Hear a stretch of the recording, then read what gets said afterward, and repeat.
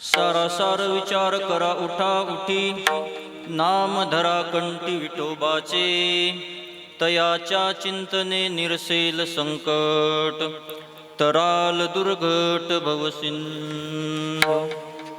प्रस्तुत प्राप्त प्रसंगी प्राप्तस्थळी सर्वांच्या अंतःकरणामध्ये स्थित असलेल्या अखिलकोट ब्रह्मांड नायक षड्गुण ऐश्वर्य संपन्न अकारण करुणामय भक्तवत्सल भगवान श्री पांडुरंग परमात्मा, योगियांचे राजे, साधकांचे मायबाप, सकल विश्वाची, सकल वारकरी संप्रदायाची माऊली, मुक्त कैवल्य तेजोनिधी, कैवल्य साम्राज्य चक्रवर्ती भगवान श्री ज्ञानोबराय आदी करून वारकरी संप्रदायातील सर्व संतांच्या, ज्यांच्यामुळं आज संप्रदाय जिवंत आहे खऱ्या अर्थानं असे असणारे अखंड हिंदुस्थानचे आराध्य दैवत छत्रपती शिवराय, उपस्थित सर्व मातृवर्ग, पितृवर्ग, सर्वांच्या चरणारविंदावर सेवा समर्पित करण्यासाठी निवडलेला अभंग, देहू निवासी असलेले वैराग्य रागरसिक, वैराग्याचे शिरोमणी, वारकरी संप्रदायाच्या कलश स्थानावरती विराजमान असणारे जगमान्य संत, देवमान्य संत, लोकमान्य संत आणि संतमान्य संत श्रीमंत श्री तुकोबराय यांचा चार चरणाचा भगवान परमात्म्याच्या म्हणजे विठोबाच्या नामाचं चिंतन करणारा अभंग आहे. विठ्ठल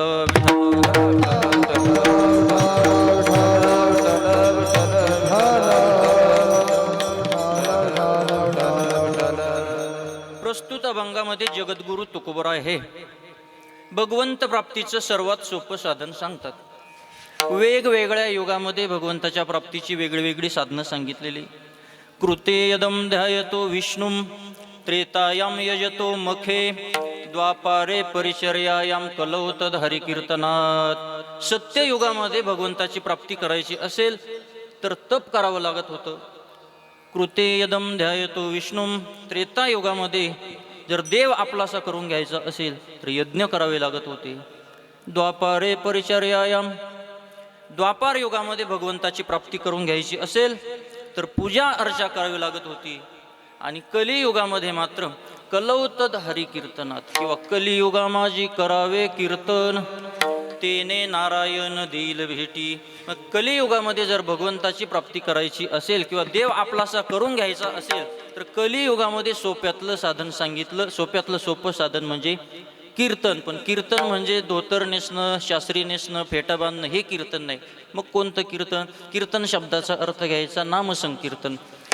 मग कलियुगामध्ये भगवंताची प्राप्ती करून घ्यायची असेल तर सोप्यातलं सोपं साधन म्हणजे भगवान परमात्म्याचं नाम. आणि मग ते नाम कसं किंवा त्या नामाचं चिंतन करून आपण जन्म मृत्यूच्या कचाट्यातून सुटू शकतो किंवा आपला उद्धार करून घेऊ शकतो, असं भगवान परमात्म्याचं नाम तुकोबराय आजच्या अभंगामध्ये सांगतात. विठ्ठल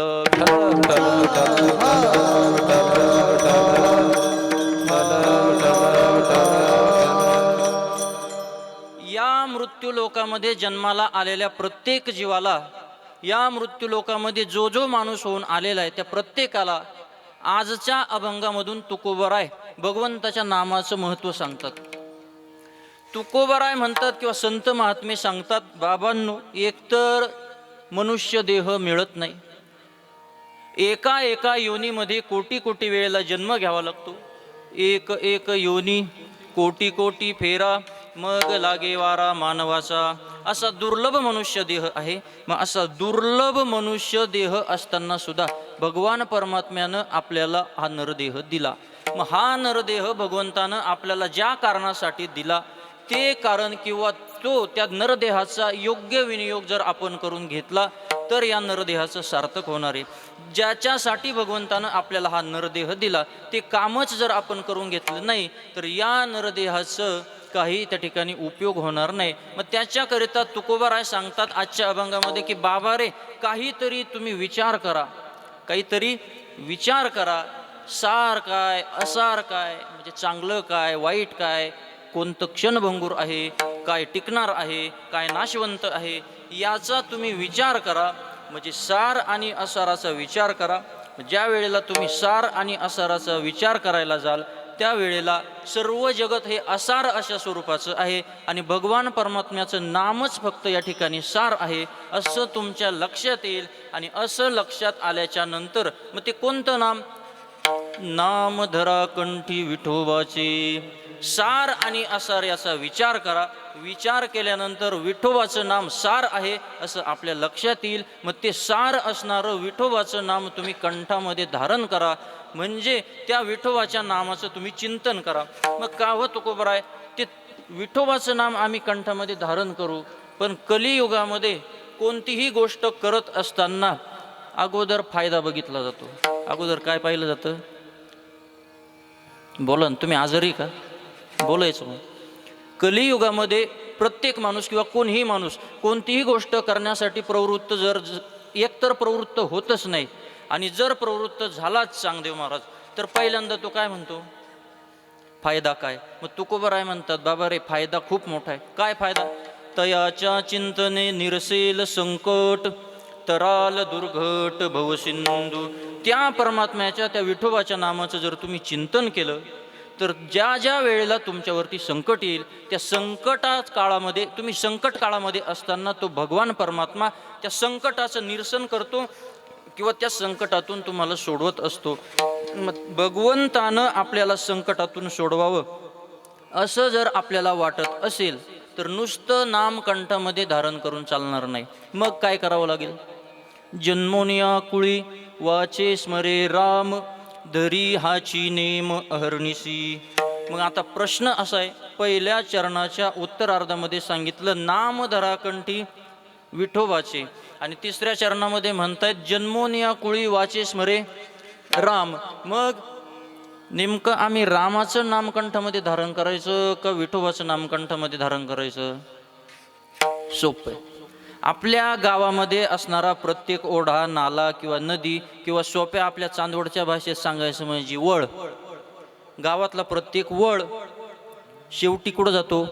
गंगेला जाऊन मिळतो, एखाद्या मोठ्या नदीला जाऊन मिळतो, आणि शेवटी ती मोठी नदी समुद्राला जाऊन मिळते. मग प्रत्येक ओढा असेल, नाला असेल, प्रत्येकाचं पाणी समुद्राला जाऊन मिळतं.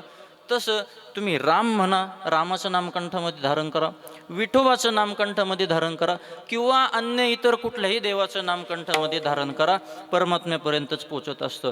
मग देवानं आपल्याला संकट काळामध्ये, आपण संकटात असताना देवानं येऊन आपल्याला त्या संकटातून वाचवावं असं जर वाटत असेल, तर अहर्निशी म्हणजे दिवस आणि रात्र, दिवसही पाहायचं नाही आणि रात्र सुद्धा पाहायची नाही, दिवस रात्र भगवंताच्या नामाचं चिंतन करायचं. मग काय होईल? तेव्हा तो भगवान परमात्मा आपल्याला संकटातून सोडवणार आहे. आणि भगवान परमात्म्याचं नाम आपण नुसतं नामच घ्यायचं नाही, किंवा नुसतं नामस्मरण करण्याला काही अडचण नाही, किंवा त्याला नुसतं काही उपयोग नाही. नुसतं सकाळ संध्याकाळ नुसतं राम राम राम राम, कृष्ण कृष्ण कृष्ण कृष्ण, त्याला उपयोग नाही. मग कसं करायचं नामस्मरण? भावपूर्वक अंतकरणानं करायचं. बरं, भावपूर्वक अंतकरणानं जर तुकोबराय म्हणतात तुम्ही नामस्मरण केलं, त्याचं नाम कंठामध्ये धारण केलं, तर काय होईल? तुका म्हणे कोटी कुळेती पुनीत, भावे गाता गीत विठोबाचे. भावपूर्वक अंतकरणानं, भक्तिभावानं जर तुम्ही त्याच्या नामाचं चिंतन केलं, तर काय होईल? कोटी कुळांचा उद्धार होईल, कोटी कुळं पावन होतील, कोटी कुळं पुनीत होतील. अभंगाचा सरळ भावार्थ. विठ्ठल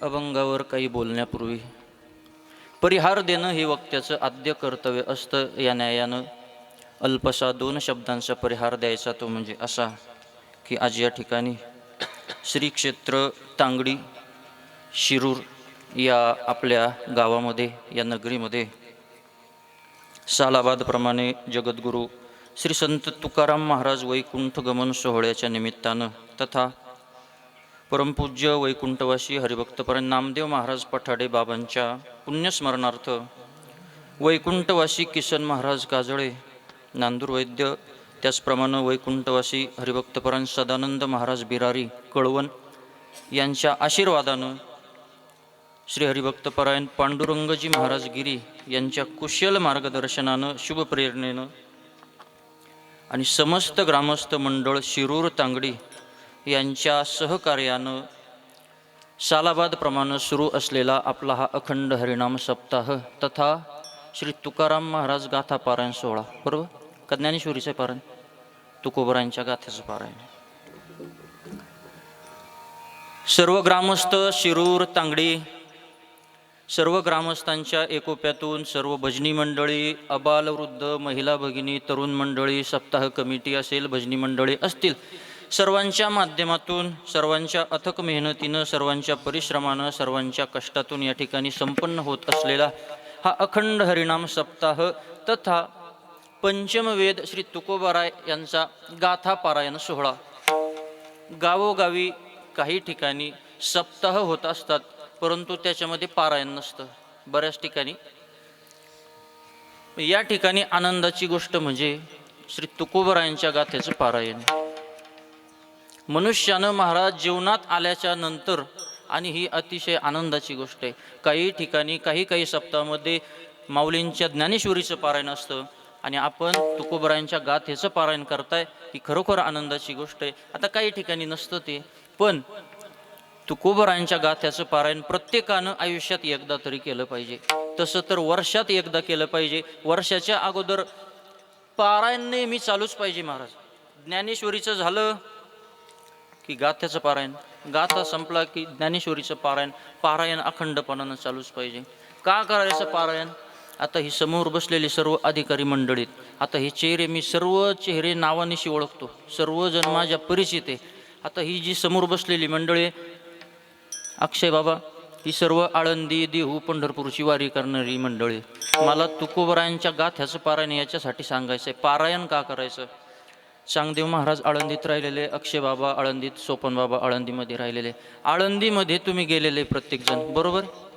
माऊलींच्या मंदिरातून आपण दर्शन करून सिद्ध बेटाकडे जात असताना आपल्याला एक चौक लागतो, चाकण चौक. त्या चाकण चौकापासून चाकणच्या बाजूला जात असताना 200-300 मीटरवर किंवा 200-300 फुटावर सद्गुरू अमृतनाथ महाराज स्वामींचा मठ आहे. त्या मठामध्ये कार्तिकी वारीमध्ये वेदांत वाचस्पती श्री गुरु चैतन्य महाराज देगलूरकर बाबांचं प्रवचन असतं. दरवर्षी विषय वेगळा असतो. काही वेळेला ज्ञानदेव ज्ञानदेव म्हणता ज्ञानदेव देतो या विषयावर प्रवचन असतं. काही वेळेला वाचावी ज्ञानेश्वरी या विषयावर प्रवचन असतं. मग त्या प्रवचनामध्ये सद्गुरू बाबांच्या मुखातून ऐकलेलं एक वाक्य सांगतो. पारायण का करायचं किंवा पारायणानं काय होतं? पारायणानं माणूस नारायण होतो, म्हणून पारायण करायचं असतं महाराज, बरं का? पारायणानं काय होतं? माणूस नारायण होतो. मग आपल्याला वाचता येत असेल नसेल तो भाग वेगळा आहे. नसेल वाचता येत तरी गाथ्यावरती नुसतं बोट फिरवा, पारायणाला बसा, फक्त पारायणाला बसा. ज्यांना वाचता येतं त्यांच्याकडे माईक द्या, आणि आपल्याला वाचता येत नसेल ना, फक्त आपण अभंगावर बोट फिरवायचं, फक्त तुकोबारायांच्या गाथ्यावरती बोट फिरवायचं.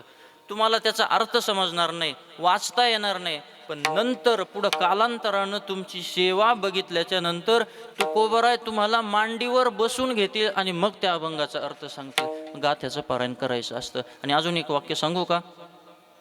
तुम्हाला वाचता येत नसेल, तुम्ही फक्त गाथ्यावरती बोट फिरवा. तुमचं बोट एकदा गाथ्यावरती जर फिरलं तर तुकोबाराय तुमचं बोट मरेपर्यंत सुद्धा सोडणार नाही. विठ्ठल. असं सुंदर पंचम वेद, 5वा वेद जो आहे असा तुकोबारायांचा गाथा, आणि या गाथ्याचं आपल्या सप्ताहामध्ये पारायण आहे. खरं तर सप्ताहाचं स्वरूपच खूप आगळं वेगळं आहे. आता चांदवड तालुक्याचा जर विचार केला तर खऱ्या अर्थानं परमार्थाच्या बाबतीत अग्रेसर असणारी काही मोजकी गावं आहे, आणि त्या मोजक्या गावांच्या मध्ये आपलं हे तांगडी गाव पहिल्या 5 मध्ये घेतलंच पाहिजे महाराज. सर्व गावकऱ्यांसाठी एकदा तुम्ही सर्वांनी जोरदार टाळ्या वाजवा. या मंडपाकडं पहा एकदा सर्वांनी. तो मंडप पहा कसा आहे. लग्नाला असा मंडप नसतो महाराज. असतो का असा मंडप लग्नाला? नाही राहत. पण सप्ताला सुद्धा असा मंडप आहे. असा मंडप पाहिल्याच्या नंतर आणि इतकी सगळी गर्दी पाहिल्याच्या नंतर या मंडपातच उरकून घ्यावं मला असं वाटलं होतं. कीर्तन म्हणतो मी, कीर्तन. तुम्ही वेगळा विचार करू नका. रात्री माझी झोप झाली नाही आणि थोडंसं मी आजारी असल्यामुळे एखादा शब्द मागं पुढं होतो जरा. होतं जरा बघा. खरंच मंडप बघा, किती वातावरण, किती सुंदर वातावरण आहे एकदम. महिला भगिनींची उपस्थितीसुद्धा भरपूर आहे, पुरुष मंडळीसुद्धा भरपूर आहे. नियोजन असावं तर असं असावं महाराज, सर्व गोष्टी जिथल्या तिथं. मग असं अतिशय थाटामाठात, उत्साहात, मोठ्या आनंदामध्ये संपन्न होत असलेला आपला हा अखंड हरिनाम सप्ताह 25वं वर्ष म्हणजे रौप्य महोत्सव आहे. म्हणजे 2 तप पूर्ण झाले. 12 वर्षाचं 1 तप, 24 वर्षांचे 2 तप, आणि मग 2 तप पूर्ण झाले की मग त्याच्यामध्ये पुन्हा 1 वर्ष ॲड करायचं. म्हणजे काय होतं, रौप्य महोत्सव. आपला हा रौप्य महोत्सव मोठ्या थाटामाठात या ठिकाणी संपन्न होत आहे. सप्ताह जितका थाटामाठात आहे, तितक्याच थाटामाठातले तितकेच वजनदार ही गुणीजन मंडळी, गायक वादकसुद्धा तितक्याच वजनदार माणसं ही सगळी. महाराज,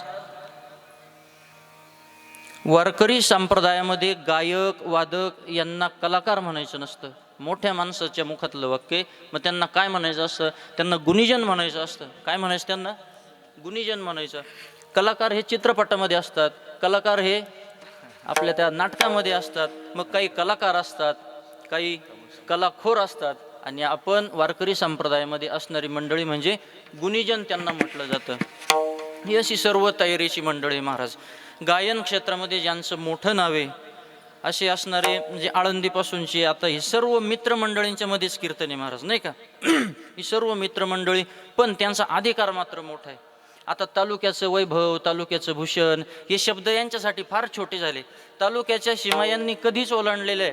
हे आता जिल्ह्याचं वैभव आहे. हे आपल्या उत्तर महाराष्ट्र, पश्चिम महाराष्ट्राचं वैभव असणारे हे माणसं आहे. गायनातले हिरे आहे महाराज हे. हे काय आहे? गायनातले हिरे. संगीताची खूप त्यांना आवड आहे. फक्त संगीतात तुम्हाला जी वाटते ती नाही.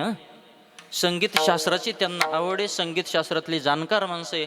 असं आपल्या जिल्ह्याचं वारकरी वैभव, अतिशय सुंदर आणि गोड आवाज, तयारीचा आवाज ज्यांचा आहे, आदरणीय अक्षय महाराजांचे या ठिकाणी मनापासून आभार. तितक्याच दिले अक्षय अभयदान गा, वा, असे अक्षय महाराज या ठिकाणी उपस्थित आहे. तितक्याच तोलामोलाचं व्यक्तिमत्व, तितकंच गोड गायन, तितक्याच समर्पक चाली, तितकीच समर्पक साथसंगत ज्यांची आहे, ते आपल्या परिसराचं, तालुक्याचं आणि जिल्ह्याचं वैभव असणारे ब्रह्मा सोपान तो झाला असे असणारे आदरणीय सोपान महाराज या ठिकाणी उपस्थित आहे. त्याचप्रमाणे गावातलेच, आपल्याच गावचं रत्न असणारे ही सर्व गुणीजन गायक वादक महाराज मंडळी. त्याचप्रमाणे आपल्या गावातली वारकरी संप्रदायाची खरं तर धुरा ज्यांच्या खांद्यावरती आहे, असं परिसरामध्ये ज्यांचं मोठं नाव आहे, आदरणीय आमचे माऊली महाराज शिंदे. कृपाळू उदार माझा ज्ञानेश्वर, ज्ञानेश्वर नाव आहे त्यांचं, म्हणून असे ज्ञानेश्वर महाराज शिंदे, रकीबे देशमाने, ज्ञानेश्वर महाराज देशमाने माऊली या ठिकाणी उपस्थित आहे. इकडं सर्व आमचे विनेकरी बाबा, ती सुद्धा बाबा गावातलेच आहेत. अर्धा खरं तर परमार्थ हा संतांनी सांगितलेला आहे महाराज. तरणा भाग्यवंत नटे हरी कीर्तनात. कीर्तन म्हणजे कीर्तनामध्ये तरुण असा शोभून दिसतो, पण वृद्ध होती तरणे, वृद्ध माणसं सुद्धा या ठिकाणी तरणे होत असतात. ते बाबांकडे बघितल्याच्या नंतर लक्षात येतं. जसं कीर्तनामध्ये गायनाची आवश्यकता असते, तसं कीर्तनाला नाद ब्रह्माची सुद्धा आवश्यकता असते. म्हणून अशा खऱ्या अर्थानं ब्रह्मनाद तयार करण्यासाठी आपल्याला लाभलेले महाराष्ट्रातलं एक मोठं नाव आहे, आपल्या जिल्ह्याचं, आजूबाजूच्या जिल्ह्यांमधलं एक मोठं नाव. अतिशय हात त्यांचा गोड आहे. त्यांच्या हाताकडं पाहिल्यावर असं म्हणावं वाटतं की ये हात मुझे दे दे ठाकूर, इतका गोड हात त्यांचा आहे. असे असणारे चांगदेव म्हणे आजी जन्मा आलो, आदरणीय चांगदेव महाराज या ठिकाणी उपस्थित आहे. त्यांचे देखील मनापासून आभार. आणि सर्व गुणीजन गायक वादक मंडळी, आता ज्यांच्या जीवावर 2 तास उड्या मारायच्या आहे त्यांच्यासुद्धा काड्या करून उपयोग नाही. आपल्या खरं तर जिल्ह्याचं वैभव आहे महाराज. साऊंड सिस्टीमसाठी एकदा जोरात टाळ्या वाजवा. तुम्ही खरंच आजारी का मला एकदा सांगा बरं. एकदा अशा जोरात टाळ्या वाजवा, मारा, वाजवा जोरात. टाळ्या वाजवायला पैसे लागणार आहे का आपल्याला? फुकट आहे ना. वारकरी साऊंड सिस्टीम ओतूर, श्वासाचा सुद्धा आवाज फेकतात बाहेर माईक. आणि अशी सिस्टीम जर असली ना महाराज, गायकाचं, वादकाचं आणि कीर्तनकाराचं प्रत्येकाचं आयुष्य 5-5 वर्ष वाढल्याशिवाय राहणार नाही. असे वारकरी साऊंड सिस्टीम ओतूर अतिशय यांच्यासाठी सुद्धा एकदा मनापासून आमचे आबा भाऊ रावले मनापासून आभार. ज्यांच्या माध्यमातून इथं येण्याचा योग प्राप्त झाला, ज्यांच्या माध्यमातून तुमची सर्वांची सेवा करण्याचा योग प्राप्त झाला, असे आपल्या गावचे सर्व तरुण तडफदार मंडळी, समस्त पारखे परिवार, सर्व पारखे परिवार, सर्व पारखे मित्रमंडळी यांच्या वतीनं आज तुमच्या सर्वांच्या दर्शनाचा योग या ठिकाणी प्राप्त झालेला आहे. त्याच्यामध्ये वेळोवेळी फोन करून विचारपूस करणारे आदरणीय आमचे रमण भाऊ पारखे असतील, त्याचप्रमाणे आमचे चोपदार योगेश भाऊ पारखे आहेत, इकडं आमचे अजून दिगंबर भाऊ पारखे आणि शंकर भाऊ पारखे. माणसांचे नावं सुद्धा बघा कसे, शंकर, दिगंबर, अजून रमण, देहुडा चरणी वाजवितो वेणू, गोपिका रमणू स्वामी माझा. म्हणजे काय, सगळे आता हे देवाचेच नाव आले. मग गोपिका रमणू स्वामी माझा किंवा राधा रमण असं जरी म्हटलं तर वावगं ठरणार नाही. आणि मग तुम्ही म्हणाल मग त्यांच्या नावाला प्रमाणे, यांच्या नावाला, योगेश नावाला काय प्रमाणे सांगतो, ऐका, प्रमाणातच होईल सगळं, प्रमाण सोडून काहीच होणार नाही. ऐका, योगेश म्हणजे काय महाराज, योगेश शब्दाची जर फोड केली तर योग आणि ईश या 2 शब्दांचा मिळून योगेश शब्द तयार झाला बरं का. ईश म्हणजे काय, ईश म्हणजे ईश्वर. कुणाचा ईश्वर, योग्यांचा ईश्वर. योग्यांचा देव कोण आहे, भगवान शंकर. योग्यांचे देव आहे ना, योग्यांचे ईश्वर कोण, भगवान शंकर. आता चला इकडं, आता त्रिभुवनी उदार भोळा राजा श्री शंकर, म्हणजे असे शंकर भाऊ आमचे. आणि त्याचप्रमाणे आता इकडं आमचे दिगंबर भाऊ. या दिगंबर शब्दाला माझ्याकडं प्रमाण नाही भाऊ, पाहिलं मी पण नाही भेटलं आहे का. त्यांच्यासाठी आपण असं म्हणू, दिगंबरा दिगंबरा श्रीपाद वल्लभ दिगंबरा. म्हणजे सर्व आता ही या तरुण मित्रमंडळी या सर्वांच्या माध्यमातून तुमच्या सर्वांच्या दर्शनाचा योग प्राप्त झाला. त्याचप्रमाणे आज या ठिकाणी वेळात वेळ काढून आदरणीय आमचे सचिन भाऊसुद्धा या ठिकाणी उपस्थित आहे. त्याचप्रमाणे सर्व मित्रमंडळी, पातरशेंबे असेल, हर्नूल असेल, आमचे सोनू भाऊ, अरुण भाऊ, निखिल भाऊ, ही सर्व मंडळी ज्यांच्या माध्यमातून ही सेवा आली.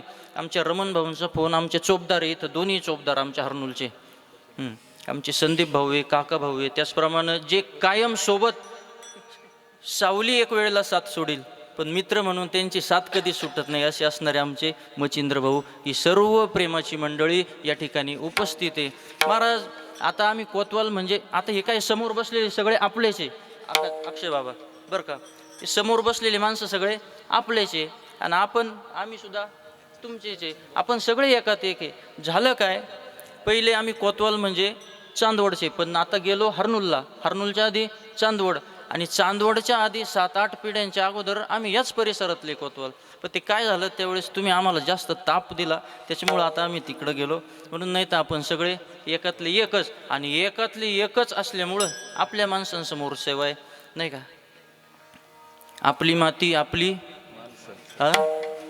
आपली माती आपली माणसं, आणि आपल्या माणसांनी केली आपल्या माणसाची नाही असं.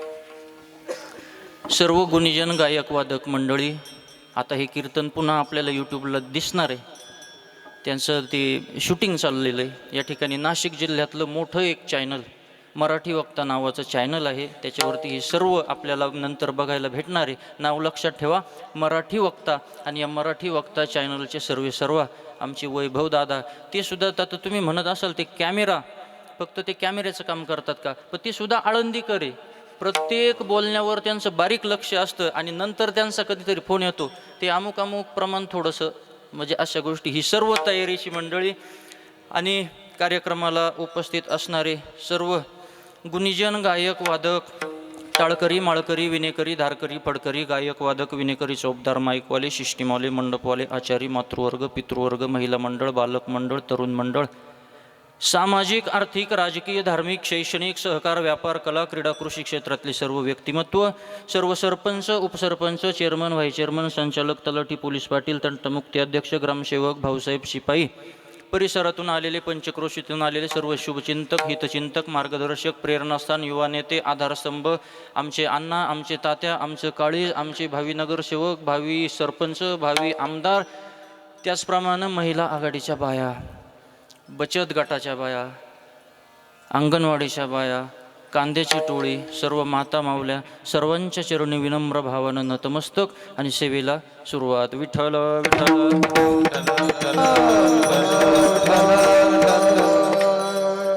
सारासार विचार करा उठा उठी, नाम धरा कंठी विठोबाचे, तयाच्या चिंतने निरसेल संकट, तराल दुर्घट भवसिंधू. प्रस्तुत अभंगामध्ये जगद्गुरु तुकोबराय हे भगवान पांडुरंग परमात्म्याच्या नामाचं विशेष प्रतिपादन करतात. विठ्ठल विठ्ठल.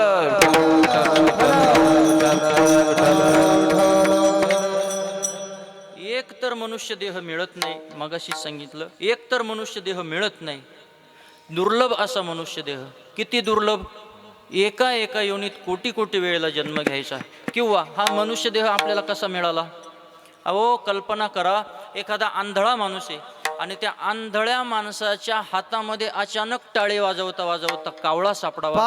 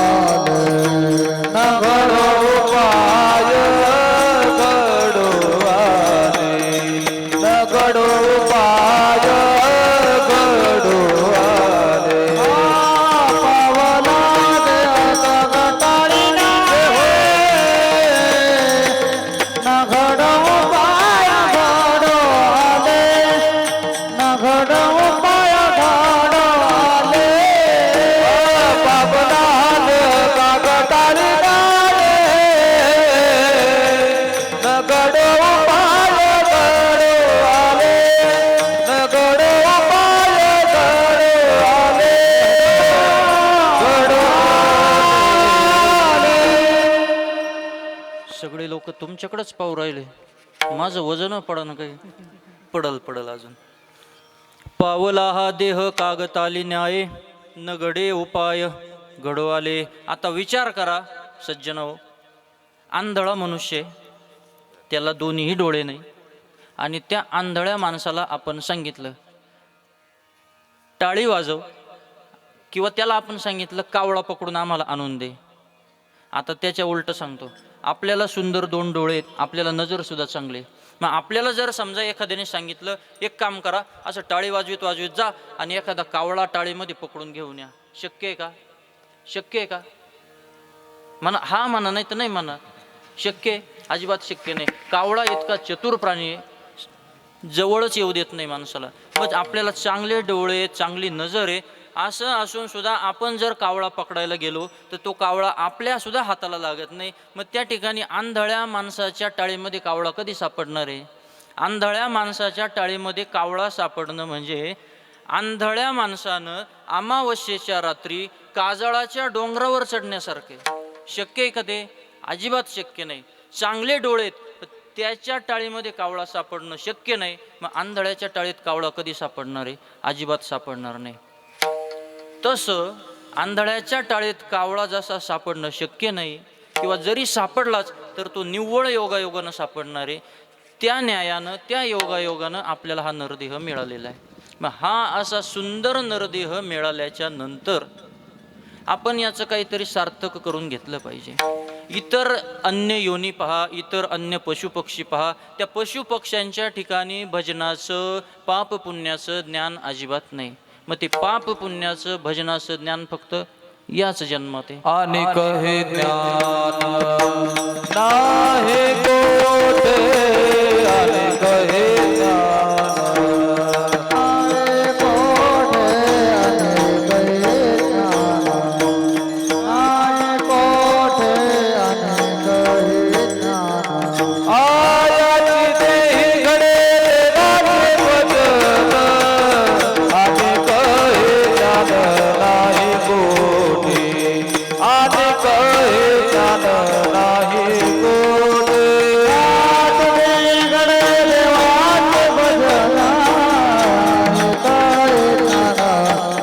नाही कोठे आणि काय ज्ञान नाही कोठे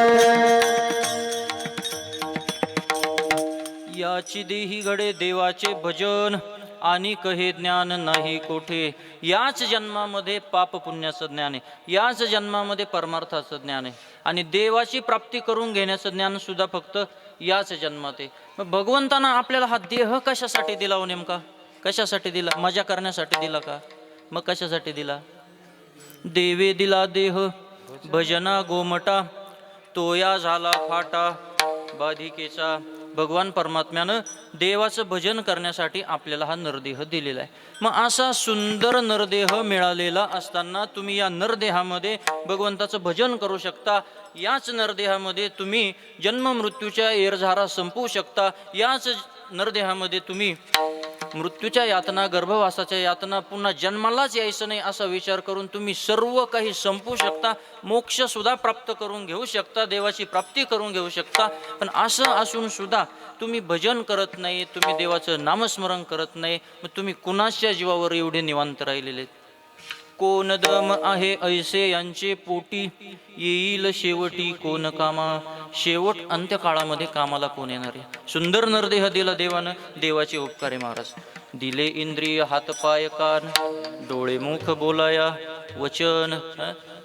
चांगलं आपल्याला पाहता यावं, भगवंताचं स्वरूप पाहता यावं, भगवंताची मूर्ती पाहता यावी म्हणून डोळे दिले, भगवंताच्या नामाचं चिंतन करता यावं म्हणून आपल्याला वाचा दिली. आणि मग अशी वाचा दिलेली असताना, इतकी गोड वाणी दिलेली असताना तुम्ही भजन करत नाही. मग तुम्ही नेमकी काय? तुकोबराय म्हणतात असं करू नका.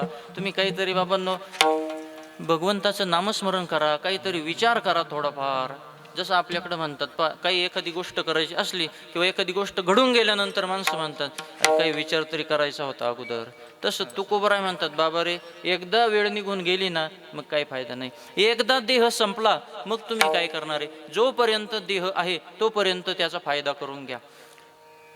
जसं एखादं फूल आहे, एखाद्या झाडावरती एखादं फूल लटकलेलं आणि त्या फुलातला सुगंध निघून गेल्याच्या नंतर ते फूल झाडाला ओस अशा अवस्थेमध्ये लटकून राहिलेलं असतं.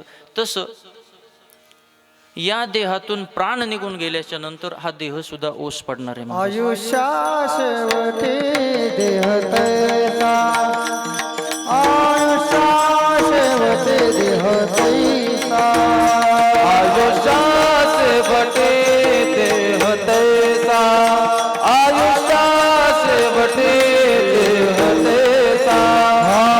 परिमळ गेल्या सफल देते आयुष्या शेवटी देह तैसा, आयुष्या शेवटी देह तैसा.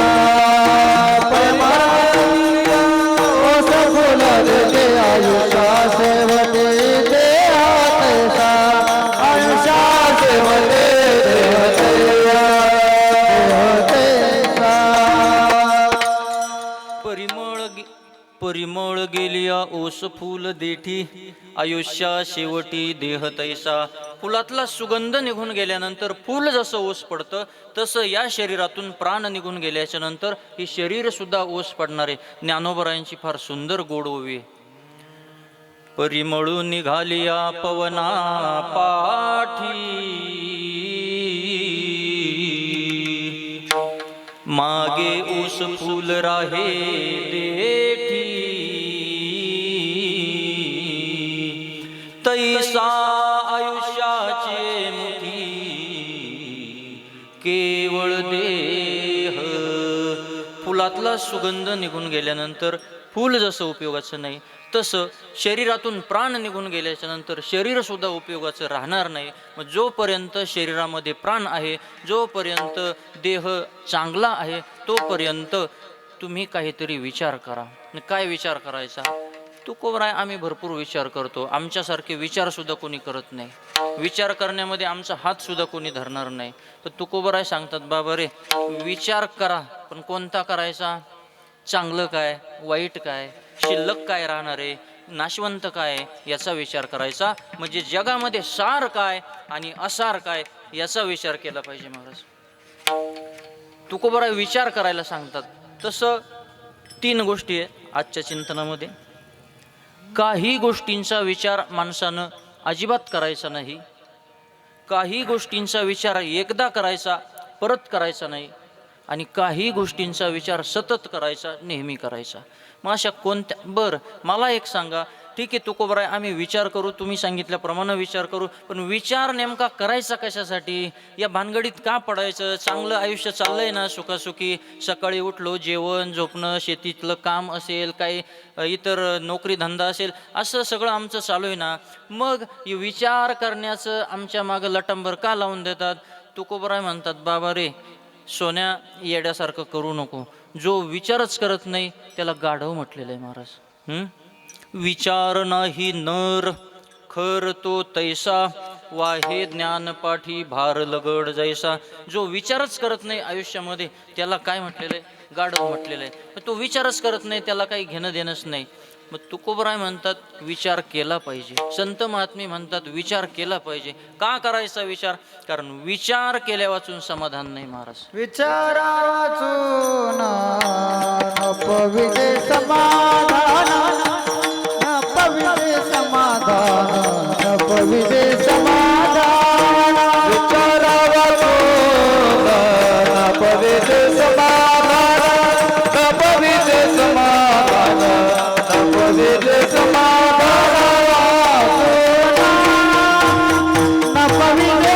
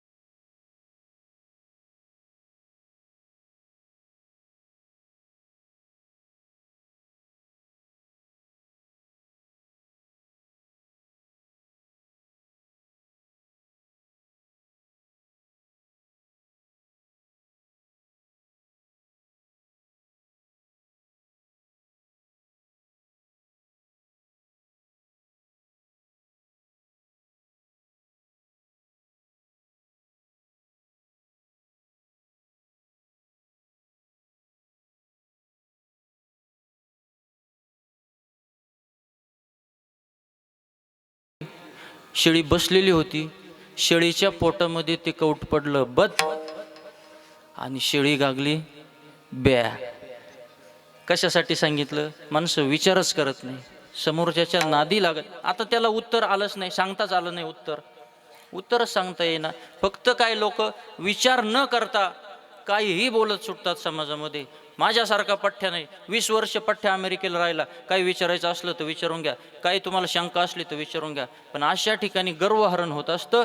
मग याच्याकरिता आपली समाजामध्ये अपकीर्ती होऊ नये याच्याकरिता महाराज विचार केला पाहिजे. प्रत्येक गोष्ट विचार करून केली पाहिजे. आपला विषय चालला होता सारासार विचार करा उठा उठी. काही गोष्टींचा विचार अजिबात करायचा नाही. उदाहरणार्थ दुसऱ्याचं वाईट करण्याचा विचार करायचा नाही, दुसऱ्याचं अमंगल करण्याचा विचार करायचा नाही. दुसरा, आता काही गोष्टींचा विचार माणसानं आयुष्यात एकदाच करायचा, परत करायचा नाही. मग अशा कोणत्या गोष्टी आहे की त्या गोष्टींचा विचार आयुष्यात फक्त एकदाच करायचा, परत करायचा नाही? कोणता विचार करायचा नाही? दुसरी न करावी बाईल, भंड फजिती होईल, बोभाट वेशद्वारा जाईल, बायका त्या पानवठ्या. पहिली बायको असताना दुसरी बायको करण्याचा विचार माणसानं करायचा नाही. पहिली पत्नी असताना, पहिली बायको नांदत असताना दुसरी करण्याचा विचार करायचा नाही. हां, पहिली सोबत काही घटस्फोट झाला, फारकत झाली, ती निघून गेली, मग दुसरी केली तर हरकत नाही. पण पहिली बायको नांदत असताना दुसरी करण्याचा विचार करायचा नाही. का करायचा नाही? कारण एकच बायको सांभाळणं अवघड आहे सध्या. मग 2-2 करून कशा सांभाळायच्या? अवघड आहे महाराज. एक बायको असताना, एक पत्नी असताना दुसरी करण्याचा विचार करायचा नाही. एक बायको सांभाळणं अवघड आहे, एक बायको. आता परवाच्या दिवशी मी त्या कार्यक्रमाला गेलो यावल्याला. तिकडे एक माणूस कीर्तन संपल्यानंतर मला भेटला. म्हटले, महाराज काहीही करा, वाटेल तेवढे पैसे घ्या, पण मी गावात गेलो, कुठं गावाला गेलो ना, सारखे घरून फोन येतात बायकोचे. किंवा एखाद्या वेळेस समजा 2-5 मिनटं टाईम झाला, घरी जायला उशीर झाला, तर बायको सारखी कटकट करत असते. कुठं होते, का बरं होते, कोणासंग होते, कोणासोबत होते, किती वेळ झाला, इतका वेळ का झाला. सारखे म्हणले खूप टेन्शन आहे, खूप त्रास आहे, खाल्लेलं अंगाला लागत नाही, काहीच नाही. या त्रासातून सुटका होण्याकरता काही असेल तर तेवढं आम्हाला जरा सांगा, काहीतरी उपाय सांगा. मग ते कीर्तन संपल्यानंतर त्यांना ते उपाय सांगितला मी. ते आता कालच परत त्यांचा फोन आला होता. म्हटले, तुम्ही जो उपाय सांगितला ना, उपाय एकदम रामबाण उपाय. ते त्यांची मंडळी आता बोलतच नाही त्यांना काही. तुम्हाला सुद्धा सांगू का महाराज? मंत्र आहे, तुम्ही बघा, उपाय करून पहा. आता हे बघा, काही वेळेस महाराज किती तुम्ही रडण्याचं सांगा, लोक रडत नाही. कीर्तनामध्ये बसून हसायचं सांगा, हसणार नाही. मग हे हसायचं सांगून सुद्धा विनोद जरी केले तरी हसत नाही. का हसत नाही? त्रास आहे ना तेवढा, टेन्शन तेवढं आहे, त्याच्यामुळं लोक हसतच नाही. पण तुम्हाला मी आज एक मंत्र सांगतो, तेवढं तुम्ही प्रयोग करून पहा. तुम्ही जसं म्हणाल तसंच होणार. तुम्ही जर बायकोला म्हटले इथं बसायचं, इथंच बसणार. तुम्ही जर म्हटले उठ तर उठणार. तुम्ही मग कधी गावात जा, कधी कोणत्या गावाला जा, कधी किती वाजता घरी या, तुम्हाला शब्दाने सुद्धा तुमची मंडळी किंवा तुमची पत्नी बायको अजिबात दुखावणार नाही. मंत्र सांगतो तेवढा फक्त बारीक ऐका. सांगू? ऐका, सांगतो. तुम्ही जर म्हटले ना हे काम झालं पाहिजे, हेच काम होणार. तुम्ही म्हटले नाही करायचं, काम कॅन्सल. मंत्र सांगतो तेवढा बारीक ऐका. आता एक छोटासा मंत्र आहे. असं ढिल्या अंगण नाही जमत, असं ताट बसा, थोडे ताट बसा. आता आहे का खरोखर ताट बसली तुम्ही? असं बायका सुधरत असते का कधी भाऊ? काय करावं, तुम्हाला गुणच कोणत्या देवाचा यायचा देवाला कळणार नेमकी. सोडून द्या विषय. काय विषय चालला होता आपला? काही गोष्टींचा विचार एकदाच करायचा, परत करायचा नाही. म्हणजे उदाहरणार्थ एक पत्नी असताना दुसरी करण्याचा विचार करायचा नाही. काय होतं? एका पुरुषा दोघी नारी, पाप वसे त्यांचे घरी. पहिली पत्नी असताना दुसरी घेऊन आला तर पाप होतं. म्हणून एक पत्नी असताना दुसरी करण्याचा विचार करायचा नाही. 2. आणि शेवटचं 3, काही गोष्टींचा विचार सतत करायचा, नेहमी करायचा, क्षणाक्षणाला करायचा. अशा कोणत्या गोष्टी की त्या गोष्टींचा विचार सतत करायचा, क्षणाक्षणाला करायचा? संत महात्मे सांगतात, क्षणक्षणा हाची करावा विचार, तरावया पार भवसिंधू. या दुस्तर अशा भवसागरातून भवसिंधूतून आपल्याला तरुण कसं जाता येईल याचा विचार क्षणाक्षणाला केला पाहिजे. पण तुम्ही आम्ही तो विचार करत नाही. आपण संसाराचा विचार करतो. पण तुकोबराय म्हणतात, संत महात्मे म्हणतात, शास्त्र म्हणतं संसार हा असार आहे. महाराज आपल्याला तुकोबरायांनी विचार कशाचा करायला सांगितला? जगामध्ये सार काय आहे त्याचा विचार करा, जगामध्ये आसार काय आहे त्याचा विचार करा.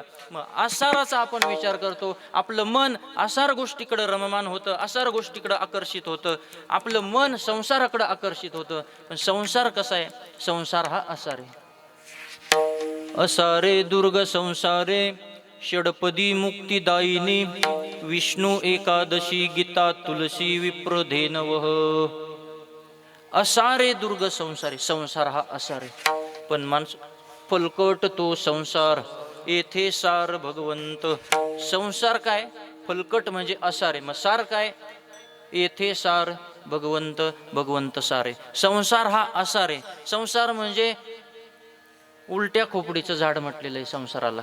15व्या अध्यायाच्या सुरुवातीला ऊर्ध्वमूल मदशाख मश्वत्तम प्राहुरव्ययम छंदांसी यस्य पर्णानि यस्तम वेद स वेदवीत. संसार नावाचं जे झाड आहे, संसार नावाचा जो वृक्ष आहे, हा वृक्ष, या संसार नावाच्या वृक्षाची मुळं वरच्या बाजूला आहेत आणि शेंडी खाली. असा उरफाटा म्हणजे उलटा असणारा वृक्ष हा संसार वृक्ष आहे. संसार हा असार आहे. पण माणसाचं मन पहा कसं आहे. माणसाचं मन असार असणाऱ्या गोष्टींकडे धावत असतं. मन संसाराकडे धावतं, असार असणाऱ्या गोष्टींकडे मन धावतं. का धावत असतं? मन हे लोभी, मन लालची. जगामध्ये 10 गोष्टी सांगितल्या महाराज चंचल. किती गोष्टी? जगामध्ये 10 गोष्टी चंचल आहे. त्याच्यात मन एक नंबरला आहे. बहु चंचल चपळ, जाता येता न लगे वेळ. बहु चंचल चपळ. किती चंचल? थोडं नाही, बहु चंचल, बहु चपळ. बहु म्हणजे किती? बहु म्हणजे खूप, खूप म्हणजे जास्त, जास्त म्हणजे विपुल, विपुल म्हणजे भरमसाठ, भरमसाठ म्हणजे पुष्कळ, पुष्कळ म्हणजे मोकार, मोकार म्हणजे चिकार, चिकार म्हणजे रगड, रगड म्हणजे जास्त, जास्त म्हणजे बहु. बहु चंचल चपळ, जाता येता न लगे वेळ. जगामध्ये 10 गोष्टी चंचल सांगितल्या. किती गोष्टी? 10 गोष्टी चंचल सांगितल्या. त्याच्यामध्ये मन हे एक नंबरचं चंचल आहे. मनो मधुकरो मेघो मानिनी मदनो मरुत, मा मदो मर्कटो मत्सो मकारा दश चंचला. मन एक नंबरचं चंचल आहे. बघा तुम्ही. मनो मधुकरो मेघो मानिनी मदनो मरुत, मा मदो मर्कटो मत्सो मकारा दश चंचला. या श्लोकामध्ये अनुप्रास अलंकार, अनुप्रास अलंकाराचं उदाहरण या श्लोकामध्ये. म्हणजे तुम्ही पहा, एखाद्या शब्दाची सुरुवात किंवा एखाद्या वाक्यामध्ये एक अक्षर पुन्हा पुन्हा येत असेल, एखाद्या अक्षराची पुनरावृत्ती होत असेल, तर त्या ठिकाणी अनुप्रास अलंकार येत असतो. त्याला अनुप्रास अलंकार म्हटलेलं आहे. या श्लोकामध्ये पहा तुम्ही, सर्व शब्द म या अक्षराने सुरुवात झालेली. मनो मधुकरो मेघो मानिनी मदनो मरुत, मा मदो मर्कटो मत्सो मकारा दश चंचला. सर्व अक्षरांची सुरुवात म या अक्षरापासून आहे. ज्या ठिकाणी एका अक्षराची पुनरावृत्ती होते, एक अक्षर पुन्हा पुन्हा येतं, त्या ठिकाणी महाराज काय होत असतं?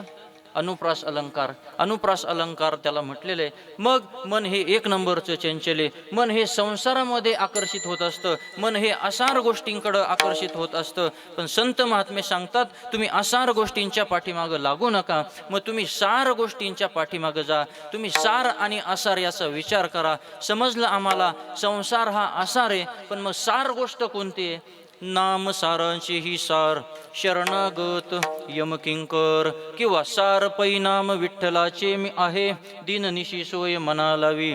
सारासार धीर निर्गुण परते, सादृश्य पुरते हरिनाम. विठोबाचं नाम, हरीचं नाम हे सार आहे. आणि याच्याही पुढे जाऊन सार सार सार विठोबा नाम तुझे सार, म्हणून शुळपानी जपतसे वारंवार. नुसतं सार नाही, तर नाम सारांची ही सार. भगवंताचं नाम नुसतं सार नाही.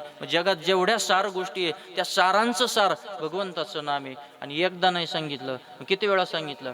सार सार सार विठोबा नाम तुझे सार. विठोबाचं नाम सार आहे. मग असं असणारं विठोबाचं सार असणारं नाम तुम्ही कंठामध्ये धारण करा. अभंगाचं प्रथम चरण. सारा सार विचार करा उठी सारा सारा विचार करा उठी सारा सारा विचार करा उठावटे सारा सारा विचार करा उठावटे सारा विचार करा उठी सारा सारा विचार करा उठी सारा सारा विचार करा उठावटे सारा सारा विचार करा उठावटे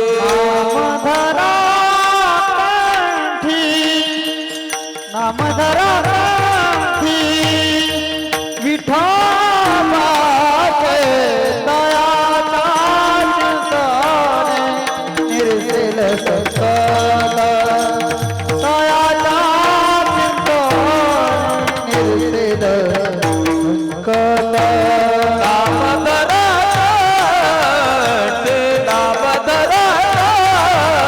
नामधराटे विठोबाचे दयाचा चिंतने निर्सिल सकल दयाचा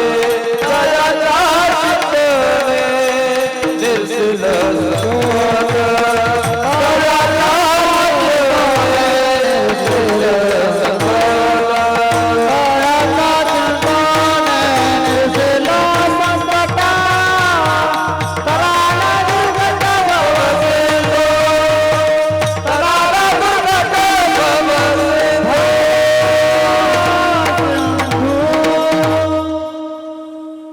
सारा सार विचार करा उठा उठी नाम धरा कंठी विठोबाचे.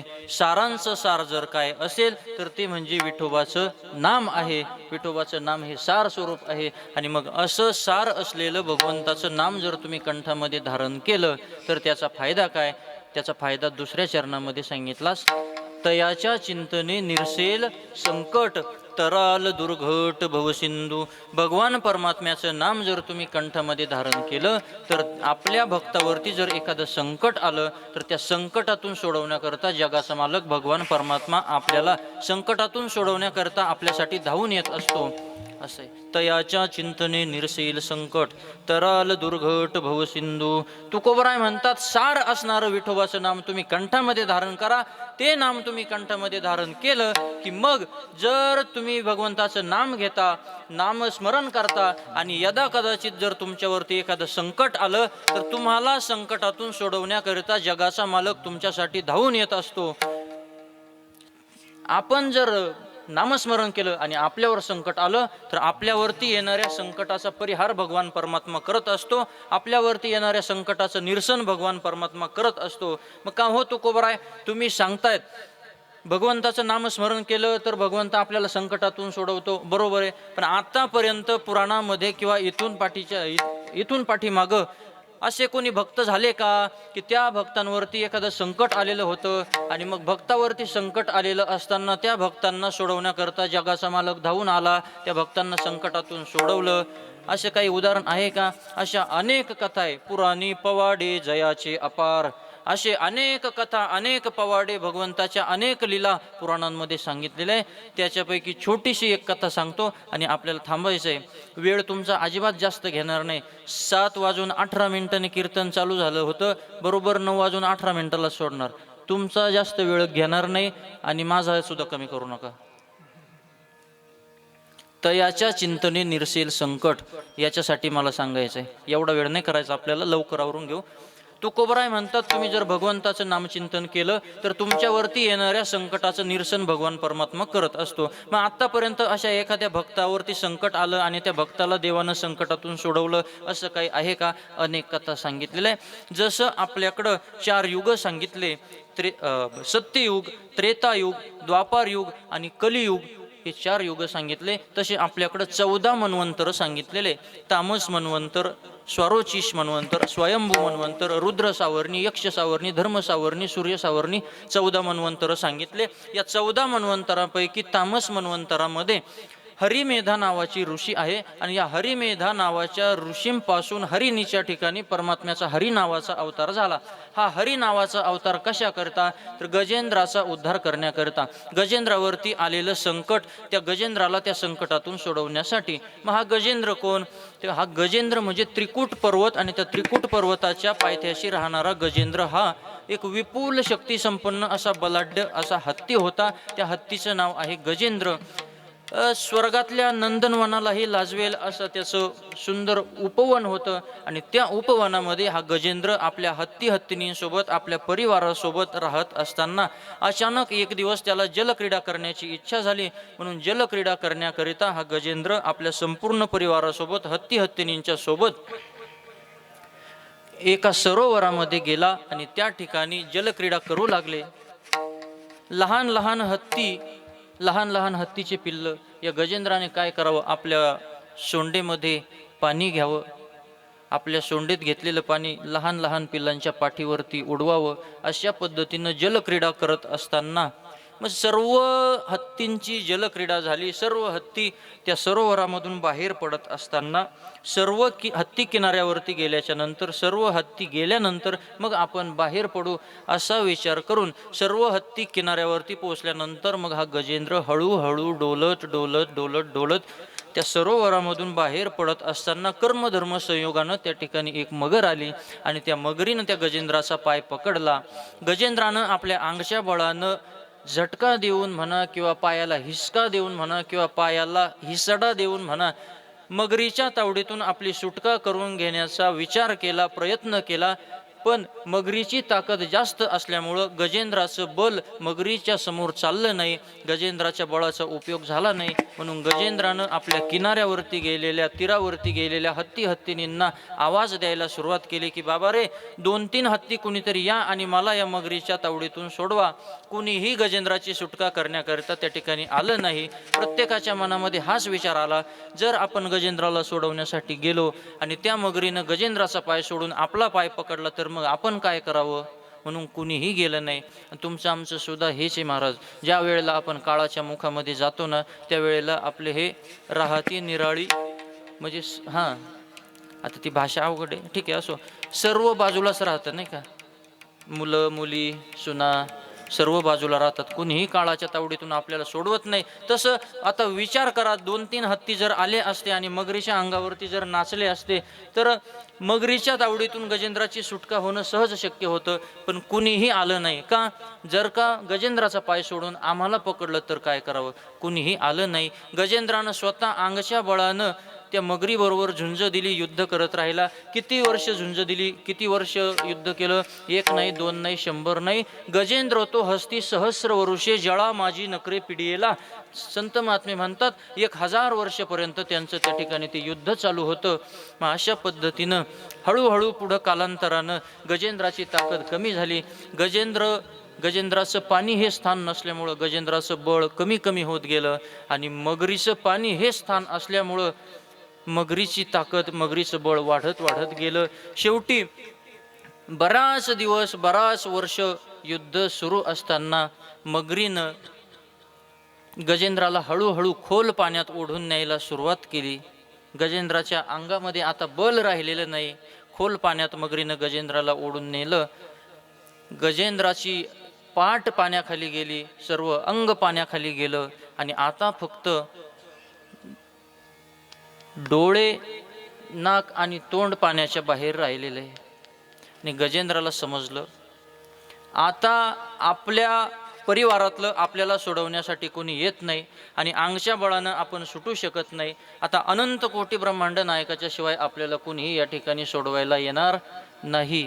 मग फक्त सोंड पाण्याच्या बाहेर राहिलेली आहे. जाकी जो भर रह गई सूंड जो जल के बाहर, जाकी जो भर रह गई सूंड जो जल के बाहर, तब मुख से लग गयो राम राम उच्चारे.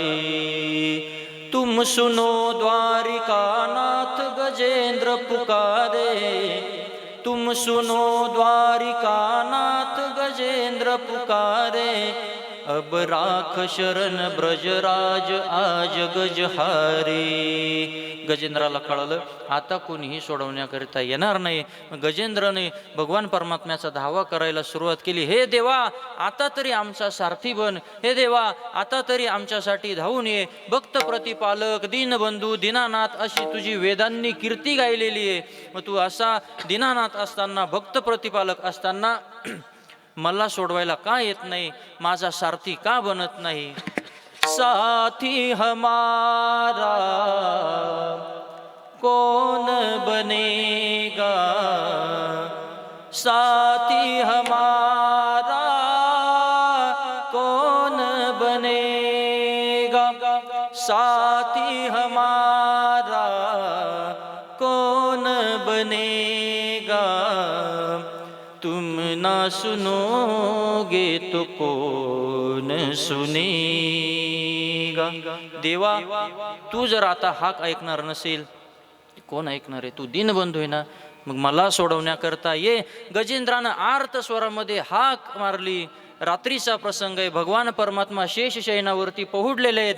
गजेंद्राची आर्त स्वरातली हाक ऐकली. भगवान परमात्मा खडबडून दचकून जागे झाले आणि गरुडाला आज्ञा केली, गरुडा चल, गरुडा आपल्याला आता निघायचं आहे, माझा भक्त संकटामध्ये आहे, आपल्याला गेलं पाहिजे. लक्ष्मी माता उठल्या. लक्ष्मी मातेनं विचारलं, देवा आपल्याकडं हजारो नोकर चाकर आहे, मग असं असताना तुम्ही एखाद्या नोकराला पाठवून द्या, एखाद्या सेवेकऱ्याला पाठवून द्या, तुम्हाला जायची काय गरज आहे, आता रात्र झालेली आहे, आता रात्रभर आराम करा आणि उद्या सकाळी तुम्ही तुमच्या भक्ताला सोडवण्याकरता किंवा जिथं तुम्हाला जायचं असेल तिकडं तुम्ही जा. देवानं सांगितलं, मेरो करुणा सिंधु नाम वेद में गावे, मेरो करुणा सिंधु